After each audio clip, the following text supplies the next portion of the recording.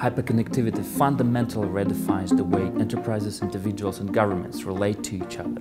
Combine it with new ways to create values for businesses and society, and you will see why leaders are so desperate for a roadmap that will help them to start understanding and embracing this new reality. The Global Information Technology Report analyzes the drivers and impacts of ICT on the economy, allowing countries to measure and benchmark their ability to leverage this technology.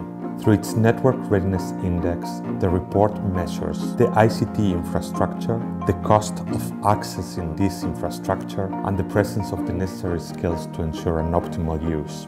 The uptake and use of ICT by government, business and individuals, the business innovation environment and regulatory framework, and finally, the economic and social impacts of ICT. There are several interesting findings, but we would like to highlight 4.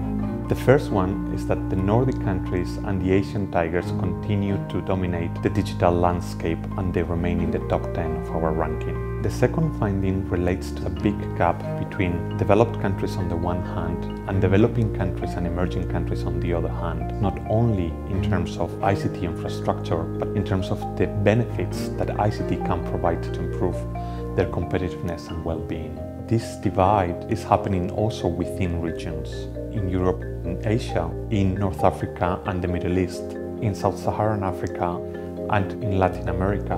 The fourth finding relates to the presence of an investment threshold. There is a certain minimum investment. Once this threshold has been achieved, we observe that there are increasing marginal returns to those investments. While countries and international organizations use it to share their policy experiences, industry partners utilize the report to highlight their thought leadership.